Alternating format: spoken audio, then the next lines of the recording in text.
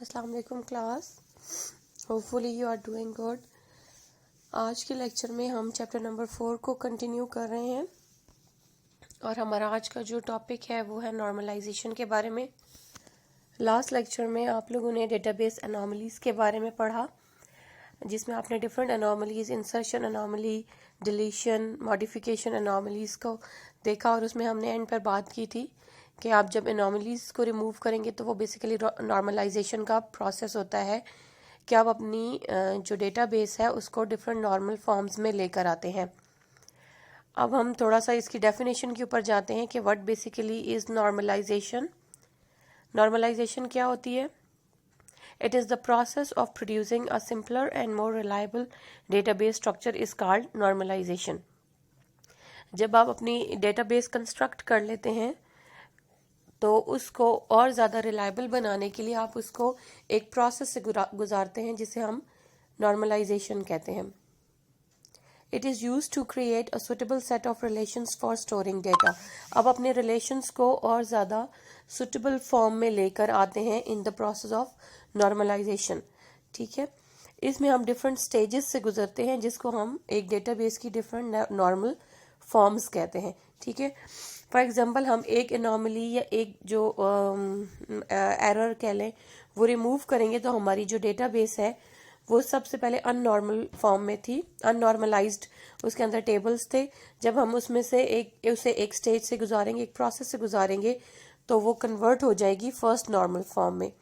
Further हम उसको refine करेंगे, उसको बेहतर बनाएंगे तो वो कन्वर्ट हो जाएगी फर्स्ट नॉर्मल फॉर्म से सेकंड नॉर्मल फॉर्म में, सिमिलरली सेकंड नॉर्मल फॉर्म से थर्ड नॉर्मल फॉर्म में, और इसी तरह से हम डिफरेंट जो हायर नॉर्मलाइजेशन फॉर्म्स हैं वहाँ तक जाते हैं। लेकिन अभी आपके लेवल पे हम सेकंड या थर्ड नॉर्मल फॉर्म्स तक ही इसको डिस्कस करेंगे। तो ये डिफरेंट स्टेजेस होती हैं बेसिकली डेटाबेस की, जिसको हम नॉर्मल फॉर्म्स कह रहे होते हैं।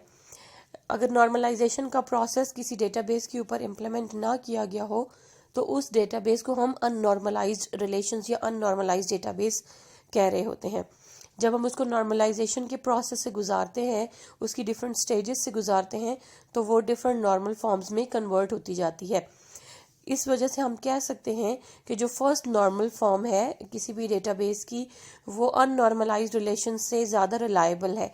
सिमिलरली जो सेकंड नॉर्मल फॉर्म है वो फर्स्ट नॉर्मल फॉर्म से ज़्यादा रिलायबल है। जैसे जैसे हम normal forms, higher normal forms की तरफ जा रहे होते हैं, रिलायबिलिटी, जो डेटाबेस की रिलायबिलिटी है वो भी इंक्रीज कर रही होती है। ठीक है, अब हर नॉर्मल फॉर्म की कुछ सर्टन कंडीशंस या रिक्वायरमेंट्स होती हैं। जब हम उन कंडीशंस को मीट कर लेते हैं तो हमारी जो डेटाबेस है वो उस रिस्पेक्टिव नॉर्मल फॉर्म में कन्वर्ट हो जाती है। हमें उन कंडीशंस को फुलफिल करना है अपनी जो डेटाबेस है उसको उस पर्टिकुलर नॉर्मल फॉर्म में लाने के लिए।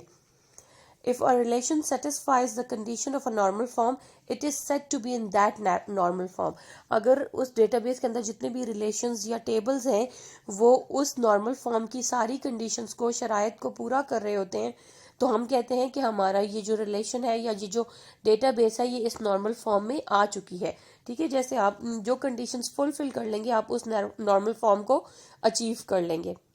ठीक है, तो टास्क आपका जो शुरू होगा वो अननॉर्मलाइज्ड रिलेशन से शुरू होगा। सब शुरू में सारे जो रिलेशंस होंगे डेटाबेस के अंदर वो अननॉर्मलाइज्ड होंगे और फिर जब हम डिफरेंट कंडीशंस को फुलफिल करते जाएंगे तो हम डिफरेंट नॉर्मल फॉर्म से होकर जाते जाएंगे या हमारी डेटाबेस जो है वो डिफरेंट नॉर्मल फॉर्म्स में कन्वर्ट होती जाएगी।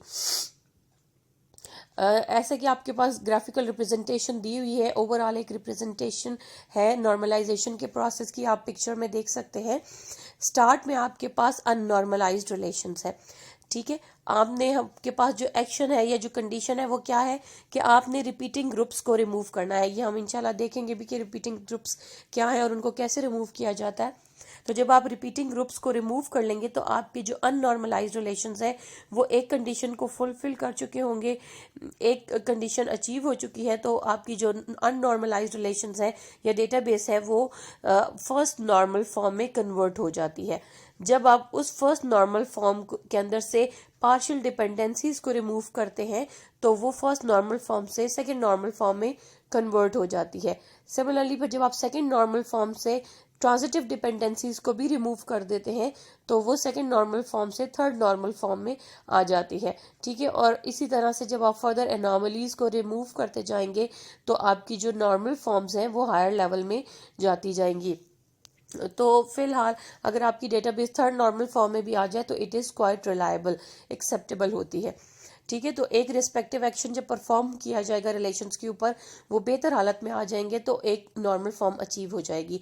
फिर वो नॉर्मल फॉर्म से ही आपने शुरू करता है कि जैसे कि हम सेकंड नॉर्मल फॉर्म में लाने के लिए ये शर्त होती है कि जो आपकी डेटाबेस है वो फर्स्ट नॉर्मल फॉर्म में ज़रूर हो।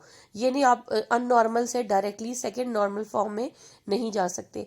सेकंड नॉर्मल फॉर्म में जाने के लिए आपको पहले अपनी डेटाबेस को फर्स्ट नॉर्मल फॉर्म में लाना पड़ेगा। फर्स्ट नॉर्मल फॉर्म में लाने के बाद आप उसके अंदर से जो पार्शियल डिपेंडेंसीज है वो रिमूव करेंगे डेटाबेस के अंदर से, तो वो सेकंड नॉर्मल फॉर्म में कन्वर्ट हो जाएगी। एंड सिमिलरली आप थर्ड नॉर्मल फॉर्म में डायरेक्टली नहीं जा सकते जब तक कि आप अपनी डेटाबेस को फर्स्ट से सेकंड में ना लेकर जाएं और फिर सेकंड से। तो ये एक स्टेप बाय स्टेप प्रोसेस होता है। आप किसी भी स्टेप को स्किप करके डायरेक्टली थर्ड में नहीं जा सकते या फर्स्ट से आप फौरन से थर्ड में चले जाए। हर स्टेप का अपना एक सीक्वेंस है। आपने पहले अननॉर्मल से फर्स्ट में जाना है, स्टार्ट में आपने रिपीटिंग ग्रुप्स को रिमूव करना है, उसके बाद आपने पार्शियल डिपेंडेंसीज को रिमूव करना है, उसके बाद आपने ट्रांजिटिव डिपेंडेंसीज को। अब ये क्या होती हैं ये इंशाल्लाह हम जब इन नॉर्मल फॉर्म्स को डिटेल में डिस्कस करेंगे तो उसमें हम इंशाल्लाह डिटेल से ये देखेंगे। तो ये बेसिकली नॉर्मलाइजेशन का प्रोसेस है। नॉर्मलाइजेशन क्या एक प्रोसेस है कि आप अपनी डेटाबेस को और ज़्यादा सिंपलर और ज़्यादा रिलायबल बनाने का जो प्रोसेस है, सिंपली वो नॉर्मलाइजेशन का प्रोसेस कहलाता है, ठीक है। इसके साथ ही हम जो नेक्स्ट चीज़ डिस्कस करने जा रहे हैं वो है फंक्शनल डिपेंडेंसी। हमने फंक्शनल डिपेंडेंसी को एक्सप्लेन करना है विद एग्जांपल। तो हम ये देखेंगे कि बेसिकली फंक्शनल डिपेंडेंसी होती क्या है। नाम से जाहिर है फंक्शनली डिपेंडेंट होना। जब भी दो एट्रीब्यूट्स का आपस में एक रिलेशनशिप है, जो बेसिकली फंक्शनल डिपेंडेंसी है, it is a relationship between two attributes. Attributes हम पहले बात कर चुके हैं। हर एंटिटी के डिफरेंट एट्रीब्यूट्स होते हैं। एंटिटीज डिफरेंट एंटिटीज होती हैं डेटाबेस के अंदर और हर एंटिटी के डिफरेंट एट्रीब्यूट्स होते हैं। तो कोई सी दो एट्रीब्यूट्स जिनके दरमियान में रिलेशनशिप होगा वहां पर फंक्शनल डिपेंडेंसी होगी, ठीक है। फंक्शनल डिपेंडेंसी किस तरह से है कि अगर आप एक एट्रीब्यूट की वैल्यू दूसरे एट्रीब्यूट की मदद से मालूम कर सके तो हम कहते हैं कि ये दोनों एट्रीब्यूट्स एक दूसरे पर फंक्शनली डिपेंडेंट हैं या इनके दरमियान फंक्शनल डिपेंडेंसी पाई जाती है। किस तरह से कि अगर आपको एक एट्रीब्यूट की वैल्यू पता हो तो उससे आप सेकंड एट्रीब्यूट की वैल्यू फाइंड आउट कर सकें तो उसको हम फंक्शनल डिपेंडेंसी कहते हैं। फॉर एग्जाम्पल यहाँ पर एक सिंपल आपके पास सामने बुक में एक एग्जाम्पल दी गई है कि अगर आपके पास एक एट्रीब्यूट ए है और एक एट्रीब्यूट बी है। एट्रीब्यूट बी की वैल्यू अगर आप एट्रीब्यूट ए की मदद से मालूम कर सके तो हम कहते हैं कि attribute B is dependent upon attribute A, कि बी जो है वो ए के ऊपर इन्हिसार कर रहा है, डिपेंडेंट है। अगर हमें ए की वैल्यू पता होगी तो हम बी की वैल्यू मालूम कर सकते हैं। तो इस तरह के रिलेशनशिप को हम कहते हैं कि एट्रीब्यूट बी जो है वो फंक्शनली डिपेंडेंट है ए के ऊपर, कि ए मालूम होगा तो हम बी की वैल्यू मालूम कर सकते हैं। तो इस तरह हम कहते हैं कि attribute B is functionally dependent on attribute A if the value of attribute A determines the value of B। A की मदद से आप B की वैल्यू मालूम कर रहे हैं तो इसका मतलब यह है कि B जो है वो A के ऊपर डिपेंडेंट है। इसको लिखने का तरीका सामने आपकी बुक पे एरो हेड की मदद से शो किया जाता है। इसमें आपके पास दो एट्रीब्यूट्स हैं A एंड B, ठीक है। तो ए एंड बी एट्रीब्यूट में जो आपके पास लेफ्ट हैंड साइड पर है उसको हम कहते हैं डिटर्मिनेंट और जो राइट हैंड साइड पे एट्रीब्यूट होता है वो होता है डिटर्मिनेंट, ठीक है। एक डिटर्मिनेंट है जो जिसकी मदद से मालूम किया जा रहा है और जिसको मालूम किया जा रहा है वो डिटर्मिनेंट है। A and B, A is the determinant and B is determinant. Example के तौर पर एक और एग्जाम्पल आपके सामने रखी जा रही है। फॉर एग्जाम्पल आपके पास स्टूडेंट्स की एक डेटाबेस है, उसके अंदर स्टूडेंट का एक रिलेशन है, उसके अंदर उस एंटिटी की या उस रिलेशन के डिफरेंट एट्रीब्यूट्स है। टेबल है स्टूडेंट के नाम से और उसमें आपने स्टूडेंट का रोल नंबर, उसका नेम, उसकी क्लास, उसका ईमेल, सारी इंफॉर्मेशन स्टोर की हुई है। अब यहाँ पर अगर हम दो एट्रीब्यूट्स रोल नंबर और स्टूडेंट नेम को देखें तो अगर आपको किसी स्टूडेंट का रोल नंबर पता हो तो आप उसका स्टूडेंट नेम जो है वो इजीली ऑब्टेन कर सकते हैं। तो इट मीन्स कि student name is dependent on, functionally dependent on roll number, कि आप स्टूडेंट नेम की वैल्यू रोल नंबर की मदद से ऑब्टेन कर सकते हैं। तो this is an example of functional dependency. The value of student name can be obtained if the value of roll number is known. It means that student name is functionally dependent on roll number. ठीक है, तो ये functional dependency की एक बहुत simple सी example है आपके पास, कि अगर आपके पास स्टूडेंट्स का रिकॉर्ड हो, स्टूडेंट्स का रिलेशन हो, टेबल हो, तो उसमें हम दो कॉलम्स को लेते हैं कि जैसे रोल नंबर है तो उधर से आप स्टूडेंट का नाम मालूम कर सकते हैं। तो इसका मतलब ये हुआ कि स्टूडेंट नेम जो है वो फंक्शनली डिपेंडेंट है रोल नंबर के ऊपर। ठीक हो गया। इसी तरह से ज़रूरी नहीं है कि कोई एक एट्रीब्यूट सिर्फ किसी एक एट्रीब्यूट के ऊपर डिपेंडेंट हो, दो या दो से ज़्यादा एट्रीब्यूट्स के ऊपर भी डिपेंडेंट हो सकता है, फंक्शनली डिपेंडेंट हो सकता है। एक एट्रीब्यूट एक से दो या दो से ज़्यादा एट्रीब्यूट्स के ऊपर भी डिपेंडेंट हो सकता है। जैसे नेक्स्ट एग्जांपल नंबर 2 में आप देख रहे हैं कि हमारे पास एक रिलेशन है कोर्स के नाम से। जो आपके पास कैपिटल में लेटर्स में लिखा जाता है वो एंटिटी का नेम होता है, और एंटिटी के बारे में हमेशा एक टेबल बनाया जाता है डेटाबेस के अंदर। आपके पास कोर्स एक एंटिटी है, इसका एक रिलेशन बनेगा टेबल के अंदर। उसके अंदर डिफरेंट एट्रीब्यूट्स जो है वो आपके पास ब्रैकेट्स में लिखे हुए हैं। रोल नंबर है, कोर्स आईडी है, डेट कंप्लीटेड है कि इस रोल नंबर ने, ये कोर्स आईडी है इसकी और ये इसकी डेट ऑफ कंप्लीशन है। अगर इसमें हम फंक्शनली डिपेंडेंसी की बात करें तो आप जो एट्रीब्यूट डेट कंप्लीटेड है, it is functionally dependent on both the role number and the course ID. आप इंडिविजुअली सिर्फ रोल नंबर से डेट कंप्लीशन का अंदाज़ा नहीं लगा सकते। आपको हो सकता है कि एक ही रोल नंबर के अगेंस्ट बहुत सारे कोर्सेज जो है वो रजिस्टर हुए हुए हों, तो किसकी डेट कंप्लीशन की बात हो रही है, उसके लिए आपको दोनों एट्रीब्यूट्स की ज़रूरत पड़ेगी, रोल नंबर की भी और कोर्स आईडी की भी। दोनों चीज़ें आपको पता होंगी तो आप उसकी डेट ऑफ कंप्लीशन जो है वो डेटाबेस से ऑब्टेन कर सकते हैं। सिर्फ रोल नंबर की मदद से आप डेट ऑफ कंप्लीशन अचीव नहीं कर सकते। तो आपको स्टूडेंट का रोल नंबर भी पता हो और उसका रिस्पेक्टिव कोर्स आईडी भी पता हो कि किस कोर्स की डेट ऑफ कंप्लीशन की बात हो रही है। तो इट मीन्स कि जो डेट ऑफ कंप्लीशन है किसी भी कोर्स की, it is dependent on both the role number and the course ID. अब आप ये भी नहीं कह सकते कि डेट ऑफ कंप्लीशन जो है वो सिर्फ कोर्स आईडी पे डिपेंडेंट है, क्योंकि कोर्स आईडी जो है वो तो बहुत सारे लोगों की होगी, उसमें किसकी डेट ऑफ कंप्लीशन की बात हो रही है, किस स्टूडेंट की डेट ऑफ कंप्लीशन। तो उसके लिए आपको रोल नंबर और कोर्स आईडी दोनों का पता होना ज़रूरी है। आपको रोल नंबर भी पता होगा, आपको कोर्स आईडी भी पता होगी, तो आप उससे डेट ऑफ कंप्लीशन निकाल सकते हैं। तो इट मीन्स कि अब यहाँ पर डेट ऑफ कंप्लीशन जो है it is dependent on two attributes, roll number and course ID. तो date of completion is functionally dependent on both of the attributes, roll number and course ID. ठीक है, तो इट मीन्स के functionally dependent सिर्फ दो attributes, एक attribute सिर्फ एक सिंगल एट्रीब्यूट के ऊपर डिपेंडेंट नहीं होता। समटाइम्स एक सिंगल एट्रीब्यूट दो या दो से ज़्यादा एट्रीब्यूट्स के ऊपर भी डिपेंडेंट हो सकता है। ठीक हो गया। तो ये फंक्शनल डिपेंडेंसी थी। जब हम इस चीज़ को रिमूव करेंगे, हम रिपीटिंग ग्रुप्स को रिमूव करेंगे, तो हमारी जो डेटाबेस है वो फर्स्ट नॉर्मल फॉर्म में आ जाएगी। फर्स्ट नॉर्मल फॉर्म क्या होती है? फर्स्ट नॉर्मल फॉर्म को थोड़ा सा डिफाइन करेंगे कि अ रिलेशन या table, it is in first normal form if every intersection of row and column contain atomic values only. Atomic values क्या होती हैं? Single value. अगर आपकी जो रो और इंटरसेक्शन का जो कॉलम है, जिससे एक सेल बनता है, एक खाना जो बनता है, रो और कॉलम के जहाँ पर मिलते हैं वहाँ पर एक सेल बनता है, वहाँ पर अगर हमारे पास एक सिंगल वैल्यू हो तो हम कहते हैं कि हमारा जो रिलेशन है वो फर्स्ट नॉर्मल फॉर्म के ऊपर है। इट मीन्स के उस टेबल के अंदर कोई भी रिपीटिंग ग्रुप्स मौजूद ना हो। तो अब नेक्स्ट सवाल ये आता है कि what is the repeating group? Repeating group क्या होता है?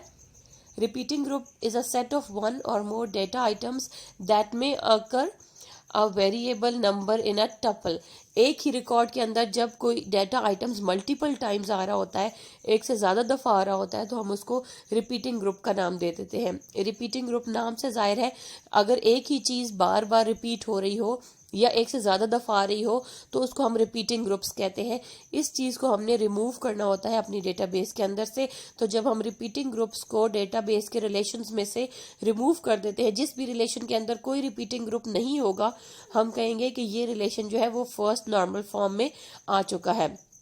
ठीक है। तो आप सिंपली इसके लिए एक सिंपल सी डेफिनेशन फर्स्ट नॉर्मल फॉर्म की कैसे करेंगे कि आप जब आप टेबल बनाते हैं, आप कॉलम्स और रोज से खाने बनाते हैं, तो हर खाने के अंदर एक सिंगल वैल्यू मौजूद है, एक से ज्यादा वैल्यूज मौजूद नहीं होनी चाहिए। तो हम कहेंगे कि ये जो टेबल है ये फर्स्ट नॉर्मल फॉर्म के अंदर। फॉर एग्जाम्पल आपने स्टूडेंट नेम का एक कॉलम बनाया हुआ है, एक रोल नंबर का है, ठीक है। जब आप रोज में एंट्री करेंगे तो हर रो में आप एक एक रोल नंबर डालते जाएंगे, एक एक नाम रखेंगे। अगर एक ही खाने के अंदर आपने टेबल बनाया, उसके अंदर एक खाने के अंदर आपने एक नाम रखने की बजाय दो नाम रख दिए, तो इट मीन्स कि यहाँ पर रिपीटिंग ग्रुप मौजूद है। तो रिपीटिंग ग्रुप्स को कभी भी आपने टेबल्स के अंदर नहीं रखना। आपने कोशिश करनी है कि हर रो में, हर खाने के अंदर सिर्फ एक वैल्यू रखे। आपने दो स्टूडेंट का रिकॉर्ड सेम रो के अंदर एंटर नहीं करना होता, दो नाम नहीं रखने।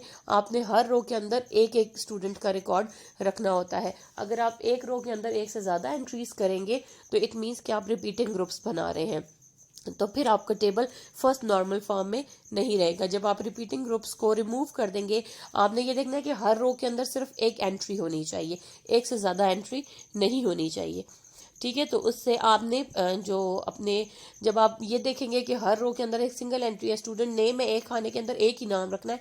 एक खाने में जैसे मैथ की नोटबुक होती है, वहां पर बॉक्सेस बने होते हैं, तो आपको कहा जाता है हर बॉक्स के अंदर आपने सिर्फ एक डिजिट लिखना है। तो इसे में जब आपके पास इस तरह के बॉक्सेस होंगे मैथ्स की नोटबुक की तरह, तो आपने हर बॉक्स में सिर्फ एक वैल्यू रखनी है। जब आप एक ही वैल्यू रखेंगे तो उससे क्या होगा कि आप इस चीज को इंश्योर कर रहे हैं कि आपके टेबल के अंदर कोई रिपीटिंग ग्रुप्स नहीं है, तो आपका वो टेबल फर्स्ट नॉर्मल फॉर्म में ऑटोमेटिकली आ जाएगा। तो किसी भी रिलेशन को फर्स्ट नॉर्मल फॉर्म में कन्वर्ट करने के दो मेथड्स होते हैं। मेथड 1 क्या है कि the repeating groups are removed by entering proper data in the fields that contain repeating data. आपने रिपीटिंग ग्रुप्स को रिमूव करना है, ठीक है। आपने यहाँ पर दो वैल्यूज आ रही हैं, एटॉमिक वैल्यू नहीं है, सिंगल वैल्यू नहीं है। जहाँ पर दो वैल्यूज आ रही हैं वहाँ पे आपने एक वैल्यू को खत्म करके हर ब्लैंक के अंदर, हर स्पेस के अंदर, हर खाने के अंदर सिर्फ एक ही वैल्यू रखनी है। एंड मेथड नंबर 2 में the repeating groups are removed by creating separate relation for the repeating group. एक ये कि अगर आपकी दो वैल्यूज सेम के अंदर आ रही हैं तो आप उनको सेपरेट रिलेशंस में रख दें, ठीक है, ताकि आपके हर रिलेशन में, हर खाने के अंदर सिर्फ सिंगल वैल्यूज मौजूद हों। इसको इंशाल्लाह नेक्स्ट क्लास में हम फिर डिटेल में इसकी एग्जांपल्स भी देखेंगे और इसको हम यहीं से कंटिन्यू करेंगे फर्स्ट नॉर्मल फॉर्म की एग्जांपल्स के साथ। आज के लेक्चर में बस इतना ही। नेक्स्ट लेक्चर में इंशाल्लाह हम फर्स्ट नॉर्मल फॉर्म को डिटेल में देखेंगे विद एग्जांपल के रिपीटिंग ग्रुप्स क्या क्या होते हैं और किस तरह से हम with the help of an example, database की एग्जांपल के साथ हम ये देखेंगे कि इनको किस तरह से रिमूव किया जा सकता है। ओके जी, अल्लाह हाफिज़।